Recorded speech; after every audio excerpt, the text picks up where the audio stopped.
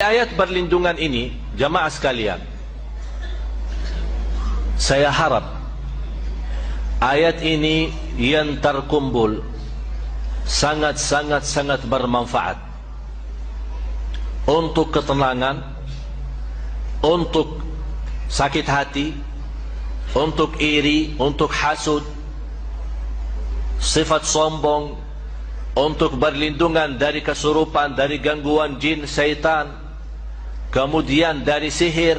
Kalau ada orang yang sakit hati mau bikin sesuatu supaya kita tidak lancar usaha, tidak lancar hidup kita, apa saja masalahnya, insya-Allah dengan berkat dan kekuatan ayat ini sangat luar biasa manfaatnya.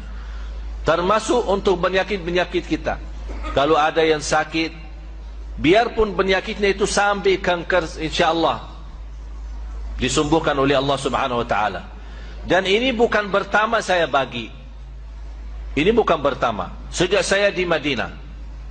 Sebenarnya Bapak Ibu, saya waktu dari Madinah, alhamdulillah dari usia saya 15, saya biasa meruqyah orang.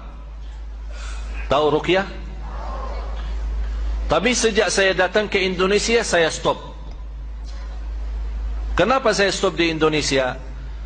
Karena berlebih-lebihan. Nawaitu kita membacakan untuk orang, dan dengan izin Allah dia sembuh, tersebar cerita, oh Syekh Ali dari Madinah hebat. Itu gara-gara itu saya tidak mau. Tapi saya, supaya anda sekalian mendapatkan manfaat, saya membagikan semua, biar anda sendiri mengobati diri sendiri. Tidak usah tunggu siapa-siapa. Dan tidak usah bayar ke saya atau bayar ke siapapun. Anda bayar lillahi ta'ala sedekah saat anda baca doa ini atau baca ayat-ayat ini. Mulai dari suratul Fatihah. Dan saya berikan rahasia suratul Fatihah, termasuk anak kita. Bapak Ibu, kalau ada di antara kita yang punya anak, istilah bahasa kita nakal, susah, tidak bisa salat, tidak bisa rubah, tidak bisa menjadi baik. Saat dia tidur, boleh bapaknya atau ibunya membaca Al-Fatihah dekat telinganya berkali-kali. Berkali-kali dibacakan Al-Fatihah. Kalau bisa saat dia masih belum tidur, kita ajak sama-sama membaca Al-Fatihah tanpa batas. Berkali-kali, sampai anda merasa sudah ngantuk atau sudah capek, sudah stop. Tidak ada batasnya. Itu subhanallah sangat luar biasa manfaat. Dan saya menajarkan keluarga termasuk anak saya, apapun sakitnya, dibacakan Al-Fatihah tanpa batas, sembuh. Tak perlu insya-Allah ke dokter. Jadi jamaah sekalian, Al-Fatihah memang sangat luar biasa. Tapi mohon maaf, banyak yang suka memang baca Al-Fatihah, tapi belum memiliki keyakinan dan kekuatan dan barakahnya Al-Fatihah ini. Cukup dari nama Al-Fatihah untuk segala pembukaan, membuka semua masalah. Membuka semua masalah. Selainkan suratul Fatihah, dari awal suratul Baqarah, kemudian ayat Al-Kursi, 3 ayat yang terakhir suratul Baqarah juga, dan ayat-ayat nanti insyaAllah semua akan dapat kopiannya. Tapi ada yang perlu saya jelasin. Bisa teruskan?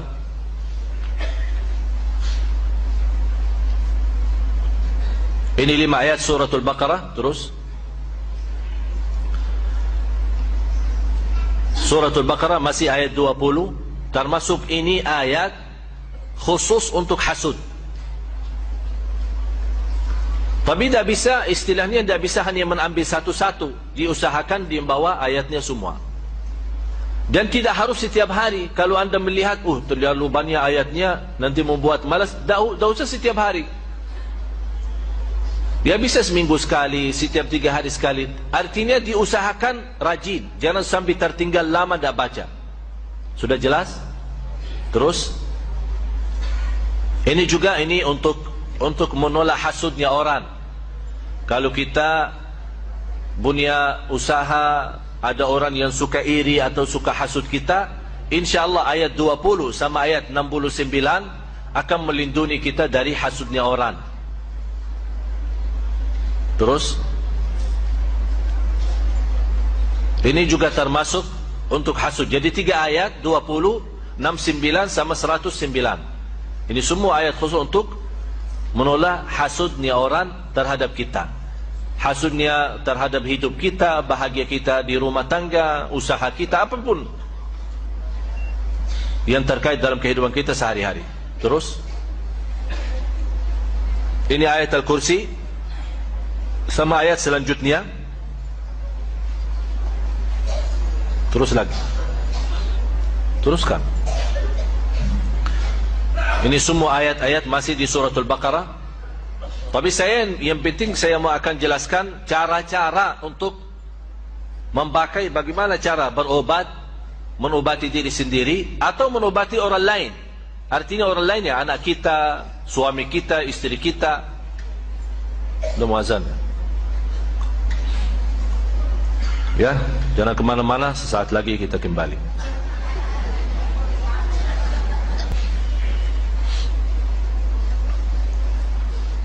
Alhamdulillah, Allahumma salli ala Sayyidina Muhammad wa ala ali Sayyidina Muhammad.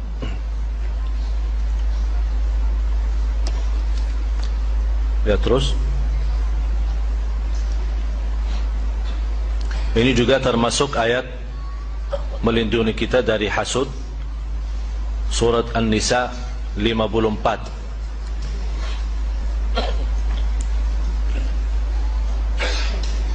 Ini juga termasuk suratul Hijr, walaqad ja'alna fis samai burujan, ayat 16 sampai 18, 3 ayat. Kalau angka pertama itu nomor surah, ya, angka pertama suratul Hijr 15 itu nomor surahnya, surah 15 ayat 16 sampai dengan ayat 18. Kemudian dari surat Taha 23 ayat pertama, mulai dari ayat 1 sampai ayat 23. Ini sangat luar biasa manfaatnya bagi orang yang kena sihir. Orang pun yang belum kena sihir, mudah-mudahan dan teruskan membaca ayat ini, tidak akan bisa mengganggu dengan sihir. Terus ini masih surat Taha, surat 20 ayat 131.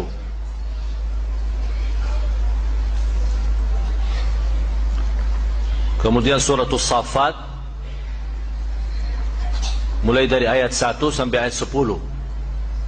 Terutama surat As-Saffat ini termasuk sangat bagus untuk orang-orang yang kena kesurupan atau kena gangguan jin, syaitan. Dan termasuk orang yang sering baca 10 ayat ini, InsyaAllah sangat membantu menghilangkan was-was. Ada orang suka selalu was-was. Artinya suka was-was, ya kadang salat suka was-was, ini salat rakaat yang ketiga atau 4. Kadang-kadang dalam salatnya apakah suka baca Al-Fatihah atau belum. Kadang-kadang was-wasnya apakah sudah baca Qul Hu belum.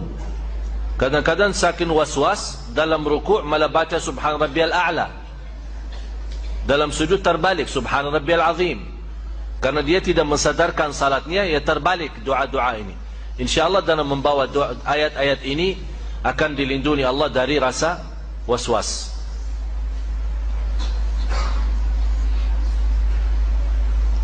Terus surat Tabarak, terutama 14 ayat pertama, mulai dari ayat 1 sampai ayat 14. Kalau bisa teruskan saja sampai habis. Kenapa sampai habis? Karena 14 ini memang untuk melindungi kita dari godaan, termasuk godaan hawa nafsu, termasuk juga dari hasud, dari sakit hati orang, dari iri, dari sihir, dari gangguan jin syaitan. Dan sekaligus kita mendapatkan, kalau kita teruskan sampai habis, akan mendapatkan perlindungan Allah dari siksa kubur. Berarti surat Tabarak, kalau boleh di antara ayat-ayat ini, kalau boleh yang dirajinkan dan teruskan baca setiap malam atau setiap hari adalah surat Tabarak. Selain suratul Baqarah, surat Tabarak. Dan saya pernah sampaikan, maksimal atau minimal kalau tidak bisa membaca semua ayat tersebut, jangan sampai lewat satu hari belum membaca 11 ayat daripada surat Al-Baqarah. Sudah tahu 11 ayatnya itu? Selain suratul Fatihah, baca 5 ayat pertama suratul Baqarah, ditambah 3 ayat bertengahan suratul Baqarah, ayat Al-Kursi, dan 2 ayat selanjutnya, 255, 256, 257, 3 ayat. Dan ayat pertama 5 menjadi jumlah berapa? 8. 5 ayat pertama sama 3 ayat, 255, 256, 257, jadi 8. Kemudian 3 ayat yang terakhir suratul Baqarah, 284, 285, 286, menjadi jumlahnya 11. Ditambah habis 11 baca surat Tabarak. Ini yang 11 kalau boleh dijadikan wirid kita sehari-hari, jangan tertinggal. Untuk apapun, termasuk godaan batin kita, fikiran, waswas.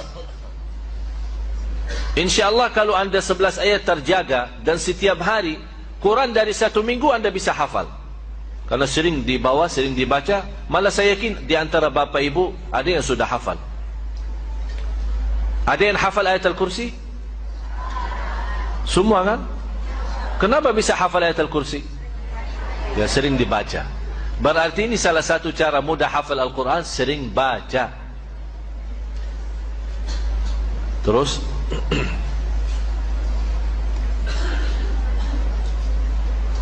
ini suratul Qalam.